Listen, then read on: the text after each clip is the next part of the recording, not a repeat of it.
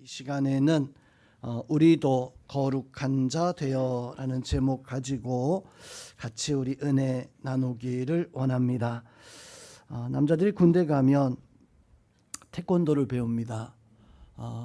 저 때는 1년에 전반기, 후반기 한 번씩 태권도 심사가 있어서 그때 심사에서 합격하면 1단을 태권도 공인 자격증인가요? 승급증인가요? 1단의 그 자격을 주게 되어집니다. 그러다 보니까 군대 생활하면서 한 번 정도씩은 그 승급 심사에 합격해야지만이 이 태권도의 이 악몽에서부터 자유할 수 있습니다. 이 태권도가 싫어요. 우리나라 국기인데 군대 가서 태권도 한다는 게 싫습니다. 왜냐하면 발차기를 멋지게 하게 하기 위해서 억지로 막 다리를 막 찢어 제끼니까 막 죽을 고통입니다. 그게 고통인 것도 있기도 하고, 또 한 가지는 업무 시간에는 이 태권도 교육을 하지 않고 업무 끝나고 저녁 먹고 나면 태권도 승급 봐야 하는 사람들이 연병장에 다 모여서 이렇게 훈련을 한 승급할 때까지 한 2달 정도 계속 외우고 발 찢고 하다 보니까 너무너무 다들 싫어합니다. 그래서 꼭 단 한 번에 태권도 이거 승급하려고 참 애를 많이 씁니다. 그래서 연명장에 승급 심사하는 날 되면 다 모여가지고 한꺼번에 발차기 하고 태극 한 몇 장 하면서 승급 심사를 보게 되어지는데, 한 번 딱 합격하면 그때부터 안 해요. 그래서 신병 때 합격하면 참 좋고, 또 대부분 한 번씩 다 심사할 때 많이 합격하는데, 개 중에는 발이 완전히 개발이라 이게 잘 안 되는 그런 경우가 있습니다. 저는 몇 번에 합격했을 것 같으세요? 지금은 좀 퉁퉁하고 그런데 그때는 그래도 조금 날씬해서 저도 그냥 한 번에 합격을 했습니다. 근데 저희 고참 중에 병장인데 몇 번 떨어진 거죠. 병장 될 때까지 이게 합격하지 못하다 보니까 그만 이 태권도 심사할 때마다 막 투덜대면서 그렇게 심사를 받던 병장이 하나 있었습니다. 저희 부대에 태권도를 유단자 신병이 하나가 딱 들어왔어요. 때마침 이제 저 태권도 심사가 있다 보니까 신병은 심사하기 전에 나중에 들어와서 보니까 이 태권도 거기에 신청이 안 들어가 있어서 병장 대신에 태권도 심사를 하게 되었습니다. 태권도 심사할 때 물어봐요. 이름 물어보고 군번 물어보고 이런 거 물어보는데, 혹시나 들키면, 심사관한테 들키면 이게 굉장히 큰일 나잖아요. 그래서 신병을 데려다가 이 병장이 교육을 시켰습니다. 주민등록번호 다 나와 있으니까 주민등록번호 외우게 시키고, 엄마, 아버지, 할아버지, 할머니, 동생 다 이렇게 교육시키고, 집 주소, 생일까지 철저하게 다 딸딸딸딸 외워서, 투건 들면 너 생일이 언제야 하면은 그 고참 생일이 나올 수 있을 정도로 완전하게 다 외워가지고 당일날 태권도 심사를 받습니다. 떨어졌을까요? 합격했을까요? 합격했으면 제가 굳이 말 안 할 텐데 떨어졌어요. 태권도 유단자가 심사하는데 떨어졌습니다. 왜 떨어졌냐면 다 거기서 그만침입니다. 발차기에도 이게 아무리 찢었다고 해도 잘 올라가지 않습니다. 심사 보는 분은 아마도 국교원 같은 곳에서 어떤 자격을 가지고 있는 군인이죠. 그분도 딱 보면 얘가 어느 정도 수준이다라고 하는 것이 딱 보여요. 그런데 병장 계급 달고 있는데 갑자기 탁월한 너무 탁월한, 그래서 계략을 짰습니다. 그 신병한테 너무 잘하면 그 표시나니까 너 너무 잘하지 말고 대충 해라. 대충 해서 못하는 것처럼 해라 라고 해서 심사를 쳤습니다. 그런데 그 줄이 이렇게 한꺼번에 한 10명씩 서서 발차기도 하고 태극 2장 3장도 하는데 그 신병, 그 고참 그 명찰 달고 할 때 딱 하는데 그 심사관이 이제 끝나고 나서 딱 지적하는 거예요. 너 이름 뭐야? 뭐 병장 이름 되겠죠. 안무개입니다. 군번, 병장 군번 딱 되고 이상하다. 그 심사하는 그분이 이렇게 이야기하는 걸 제가 기억이 납니다. 태권도 실력은 5단인데 왜 하얀 띠를 차고 있어? 그러니까 그 순간에 얘가 완전히 그냥 신병이 완전히 쫄아버린 거예요. 태권도 실력을 감추려고 대충 했는데 문제는 뭡니까? 이게 유단자다 보니까 몸에 완전히 배어져 있는 거예요. 아무리 실수하려고 해도 이게 틀린 겁니다. 차원이 다른 거예요. 그래서 그 심사관이 보면서 하는 말이 분명 너는 내가 보기엔 한 5단 정도 되는데 왜 띠는 하얀 띠를 달고 있냐? 너 이름이 뭐야? 그 순간 얘가 얼굴이 하얘지면서 그냥 대답 못하고 거기서 들통이 나버리고 말았습니다. 그래서 결국 그 병장은 아마 얼차례를 부대 돌아와 가지고 굉장히 심하게 받았던 그런 기억이 납니다. 성도 여러분, 제가 왜 태권도 이야기하냐면 우리가 오늘 설교 제목이 거룩한 자가 되어라고 하는 설교 제목인데 하나님 앞에 대충 흉내내서 거룩한 척하면 우리는 혹시나 속을 수 있어요. 우리는 혹시나 그렇게 이야기하면 군번 정확하게, 주소 정확하게 뭐 물어보는 것마다 따박따박 대답하면 맞네? 왜 근데 하얀 띠지? 이상하네. 그래서 요셉이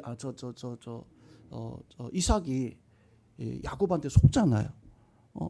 야곱이 이제 그 염소를 잡아가지고 털을 이렇게 대서 가서 이제 그 음식을 갖다 해드리니까 이삭이 하는 말이 분명히 목소리는 야곱인데 저 왜 에서의 어떤 그런 모습 그 속아지고 이삭은 그렇게 야곱에게 속아서 이렇게 하지만 성도님 하나님이 우리가 대충해서 거룩함을 드러낸다라고 한다면 하나님 과연 우리의 그 모습을 보고 거룩하다. 너는 목사이니까, 너는 장로, 집사, 권사이니까 너는 참 거룩한 것 같다라고 이렇게 하나님은 우리가 대충하는 그 모습을 보고 판단하시면서 거룩하다라고 하실까요? 하나님은 우리를 가만히 보시고도 우리가 다 어떤 상황인가 어떤 모습인가 아시는 분이십니다. 내 마음이 정말로 하나님을 사랑하고 있는가? 정말로 하나님 앞에 내가 마음을 다해서 거룩함의 어떤 모습을 가지려고 애를 쓰고 있는가? 아니면 이건 가짜의 거룩, 이건 속이는 어떤 거룩함의 모습을 가지고 있는가? 혹시 우리가 하나님 앞에 신앙생활하는데 성령 하나님이 우리의 모습을 보고 거룩함이 아닌 가짜의 거룩함이다 라고 이렇게 말한다면 예수님께서 성전에서 사람들이 예물을 드리는 모습을 보았습니다. 그 모습을 보았을 때 어떤 부자는 금 달란트를 금이에요. 요즘 금값 많이 비싸다라고 하는 이야기 들었는데 그 금 달란트를 헌금하는 사람들도 있었고 또 은 데나리온은 은입니다. 은 데나리온을 드리는 하루 일당에 몇 개씩을 드리는 그런 사람들도 보았습니다. 그런데 예수님께서 그 많은 사람들 가운데서 벌떡 일어나 가지고 칭찬하셨던 것은 과부 한 여인이 드렸던 2렙돈. 그 2렙돈은 그냥 빵 하나, 초코파이 하나도 살까 말까 할 그런 돈입니다. 근데 그 예물을 그 헌금을 드렸을 때 예수님께서 일어나셔서 제자들에게 사람들에게 여기 있는 사람들 중에서 가장 많은 것을 자기의 모든 것을 드렸다. 성도 여러분 그때 예수님은 그 마음의 상황을 다 보고 계셨던 거예요. 달란트를 드린 사람은 사람들에게 달란트를 드린다고 막 박수 받았지만 은 데나리온을 드렸던 사람도 역시 마찬가지로 아니 어떻게 하루 일당을 그것도 몇 개씩이나 하나님 앞에 저렇게 헌금할 수 있을까? 참 최고다. 대단하다라고 이렇게 칭찬받는 그런 모습은 가지고 있었지만 2렙돈을 드리는 과부의 그 헌금 보았을 때 사람들은 아마도 손가락질했을 거예요. 조롱했을 거예요. 그런데 예수님은 그 여인의 진실함을 보았습니다. 그리고 달란트를 드린 사람이 아니라, 데나리온을 드린 사람이 아니라 그 여인을 오늘 이 사람들 중에서 가장 많은 것을 드렸다. 성도 여러분, 우리는 하나님 앞에서 진실하고 거룩해야 됩니다. 우리 성도님들은 하나님 앞에 그런 진실함, 거룩함을 가지고 하나님 앞에 인정받고 칭찬받는 그런 믿음의 성도님들 다 되시기를 주님의 이름으로 축원드립니다. 오늘 설교의 제목처럼 하나님은 거룩하신 하나님이셔요. 우리도 하나님 앞에 거룩한 자가 되어져야 됩니다. 세상에는 참 우리를 더럽게 하는 세상의 많은 유혹과 죄로 말미암아 우리를 너무 물들게 하는 것들이 너무나 많이 있는데, 하나님이 오늘 예수님 베드로 사도가 말씀하고 있는 것처럼 우리가 하나님을 닮아서 거룩하라라고 이렇게 명령 선포하고 있는데, 우리 성도님들은 거룩한 자가 되어져서 하나님을 닮고 하나님의 거룩함을 나타내고 무엇보다 하나님 앞에 칭찬받는, 그래서 예수 그리스도의 향기가 여러분들의 삶을 통해서 능히 나타나고 하나님이 인정하는 믿음의 사람들, 믿음의 삶을 살아가는 우리 성도님들이 다 되시기를 주의 이름으로 축원드립니다. 자, 그러면 성도 여러분, 우리는 어떻게 거룩함의 삶을 살아가야 될까요? 먼저 우리는 왜 내가 거룩해야 되는가라고 하는 그 이유를 먼저 좀 알아야 됩니다. 우리 13절 말씀 한 번 더 우리 합독하겠습니다. 13절 합독합니다. 그러므로 마음의 허리를 동이고 근신하여 예수 그리스도께서 나타나실 때 너희에게 가져다 주실 은혜를 온전히 바랄지어다. 자, 오늘 베드로 사도는 13절 말씀에서 보니까 이렇게 말씀합니다. 그러므로라고 하는 말씀으로 13절 말씀하고 있는데, 이 그러므로라고 한 말씀은 그 앞에 1절부터 12절까지 그 말씀에서 보면 우리가 예수 그리스도를 믿고 살아가는 하나님의 백성, 예수님을 믿고 살아가는 믿음의 사람들이다라고 이렇게 말씀해 주고 있습니다. 그래서 사도 바울이 그러므로 우리가 예수님을 믿고 살아가니까, 우리가 하나님의 자녀이니까 그러므로 너희는 어떻게 살라? 13절에서 어떻게 살라고 말씀합니까? 너희 마음의 허리를 동여라. 그리고 근신하여서 예수 그리스도께서 나타나실 때까지.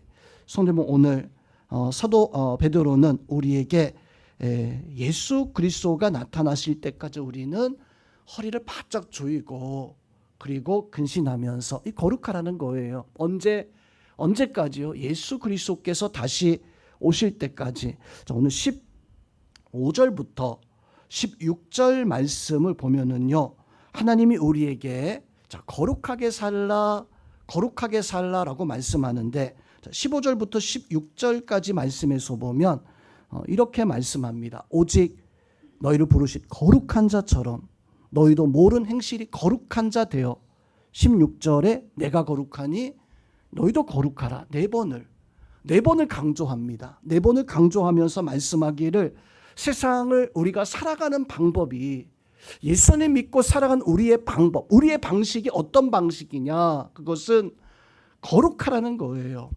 하나님이 거룩하고 예수님이 거룩하니까 너희도 당연히 거룩해야 된다. 우리가 살아가는 방법은 다른 것이 아니라 성령 거룩함의 모습으로 살아가야 된다. 베드로 사도는 오늘 우리에게 이렇게 말씀을 해주고 있습니다. 자, 거룩함으로 살아가는 방법이 거룩함인데, 어떤 것이 그럼 거룩한 것인가?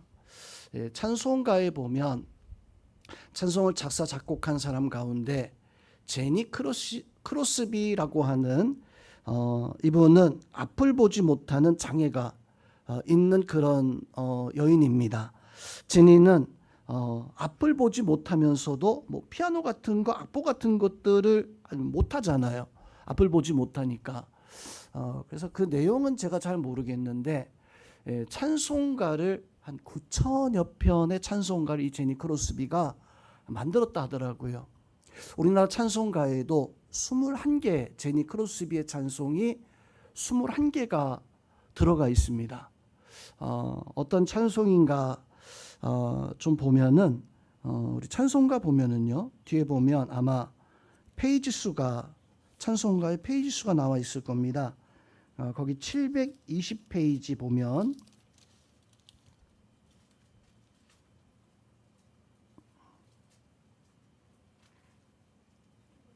720페이지에 보면 크로스비, 자, C로 시작하는 크로스비라고 하는 이름이 등장하죠. 그래서 거기에 보면 31장 찾으셨어요? 잘 모르시겠죠?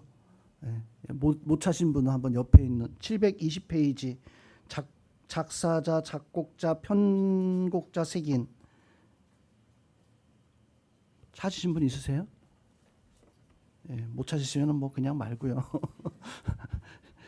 찬송가 뒤에 보면 우리나라 작곡자, 작사자 뭐 이게 쭉 있습니다. 못 찾으셨으면 그냥 덮으셔도 됩니다. 거기 보면 다른 사람들은 작사 작곡이 한 곡, 두 곡이에요. 대부분이 그래요. 크로스비는 21개가 찬송가가 실려 있습니다. 그 21개의 찬송가를 보면 어떤 찬송이 실려 있냐면 31장 찬양하라 복되신 구세주 예수, 40장 찬송으로 보답할 수 없는 큰 사랑, 또 176장 주 어느 때에 다시 오는지 아실 리가 없으니, 또 240장 주가 맡긴 모든 역사 힘을 다해 마칠 때, 255장 너 이제 흉악하나 눈과 같이 희겠네, 또 279장 인애하신 구세주여, 288장 쭉 나와 있어요. 제가 이 찬송 가운데서 한번 다 보니까 21개의 찬송 가운데 제가 모르는 찬송이 딱 하나 있더라고요. 그 찬송이 뭐였냐면 615장 그 큰일을 행하신 주께 영광. 아마 불러본 기억이 없는 건지 제가 이렇게 펼쳐보니까 잘 불러본 기억이 없는 것 같아요. 나머지는 다 알고 있는.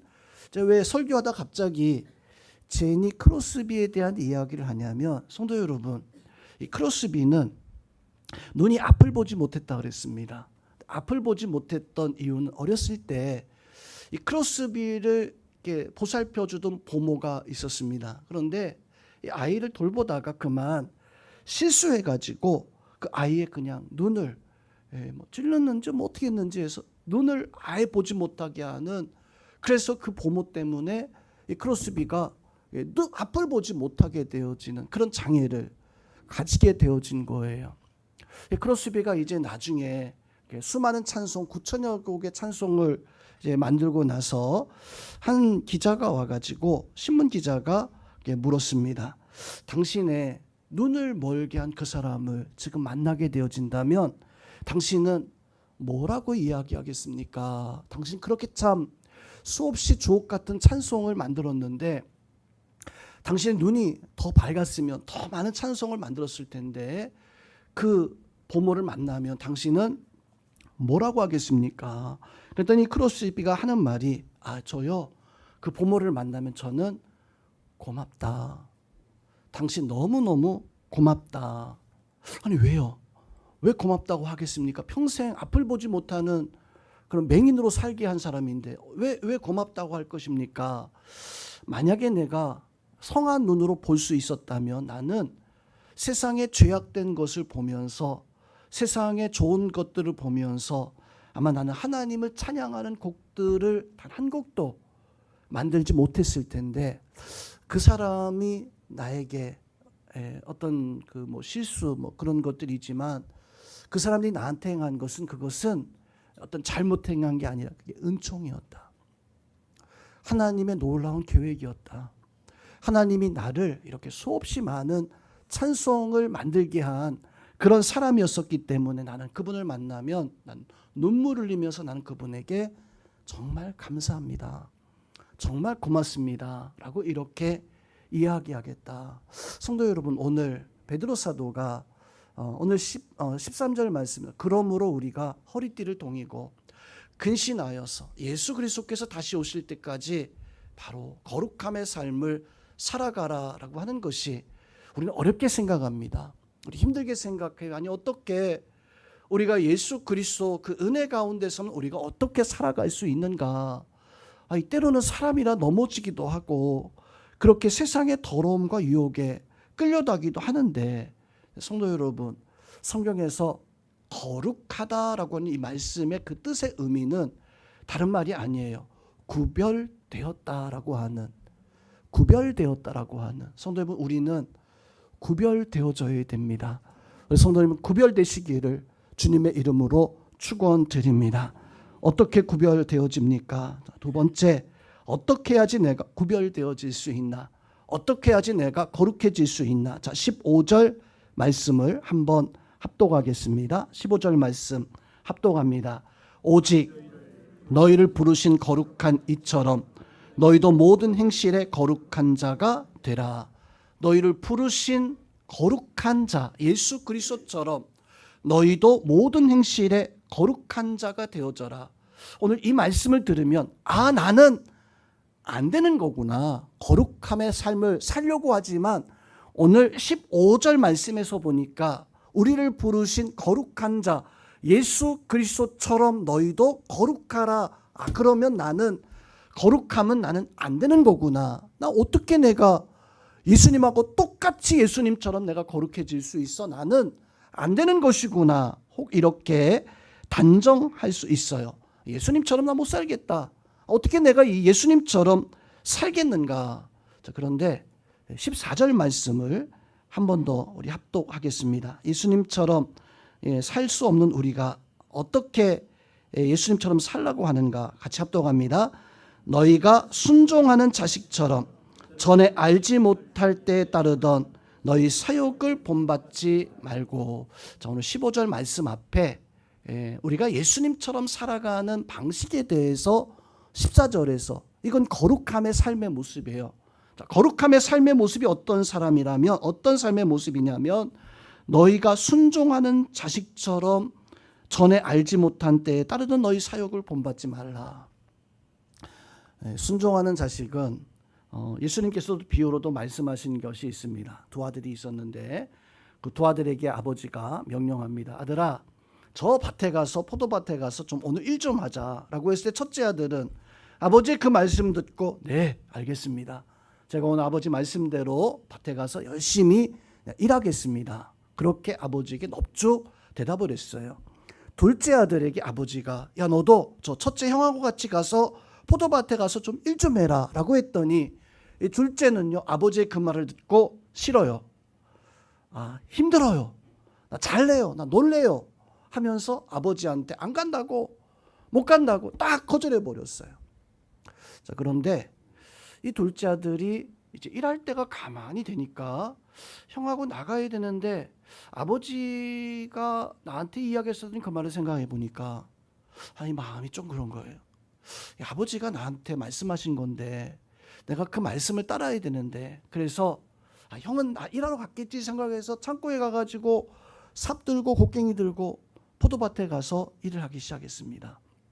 첫째 아들은요, 일하러 가야지, 아버지가 시켰으니까 일하러 가야지 해놓고 좀 먹을 것 좀 먹고 또 잠도 조금 자고 조금 더 쉬다가 하루가 그냥 지나가 버렸어요.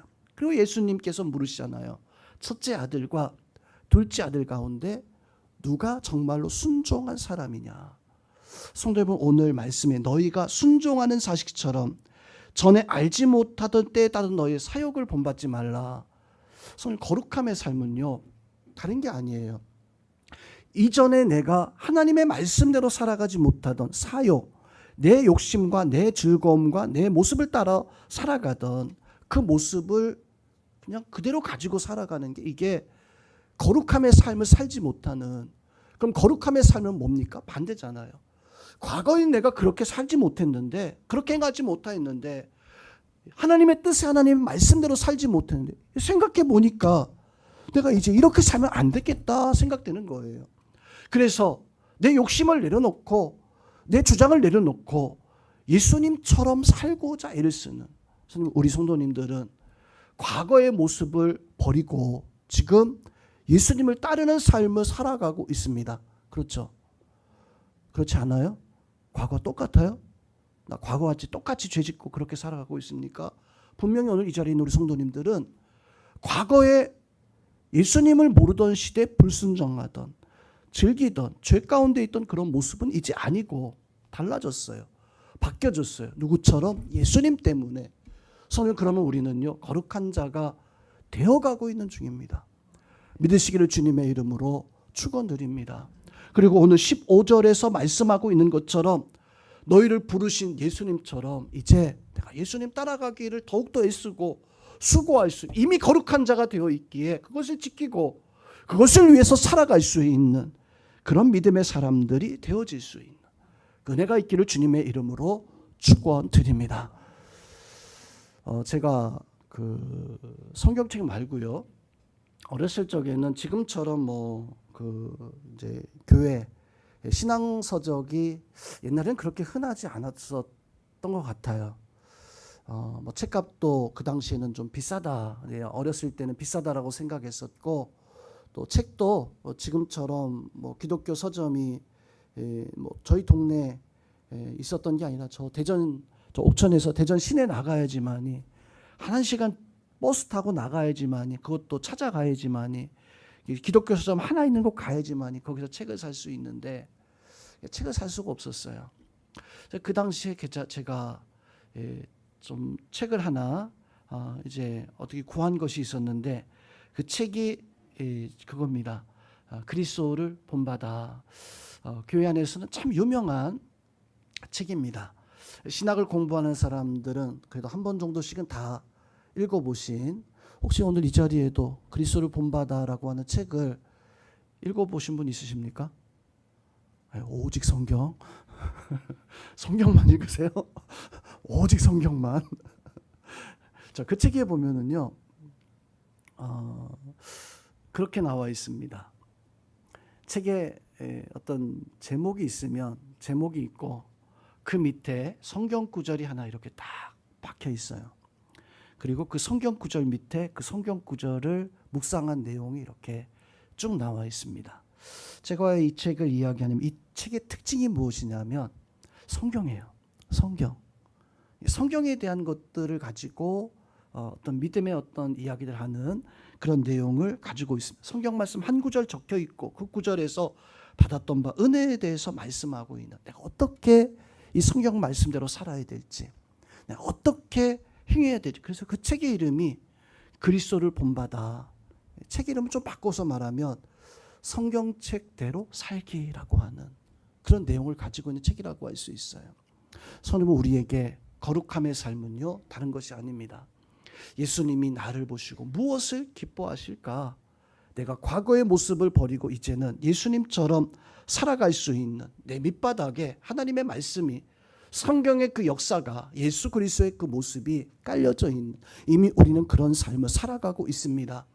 그 삶 속에서 더 하나님 기뻐하시는 삶을 찾아갈 수 있는 베드로 사도가 오늘 우리에게 그 복되고 영광스러운 모습을 가지고 있다라고 하는 것을 말씀해 주고 있는 거예요. 그러고 우리는 더욱더 거룩한 자가 되어져서 더욱더 하나님 앞에 은혜 있는 삶을 살아갈 수 있는 우리 성도님들 되시기를 주님의 이름으로 축원드립니다. 마지막으로 우리 한번 따라하겠습니다. 계속해서 끝까지 포기하지 말고 거룩해야 합니다. 자, 이 거룩함의 모습은요 그거예요. 계속해서 끝까지 포기하지 말고, 그리고 하나님 앞에 거룩하기 위해서. 13절 말씀에서 보면 베드로 사도는 우리에게 이렇게 말씀합니다. 그리스도가 나타날 때까지, 이 말씀은요 예수님 오실 때까지 우리는 예수님 본받아가면서 살자라고 하는 명령을 해주고 있습니다. 경주는요 나의 달려갈 길을 마치는 그 결승점을 통과해야지만이 그 경주가 맞춰지는 거잖아요.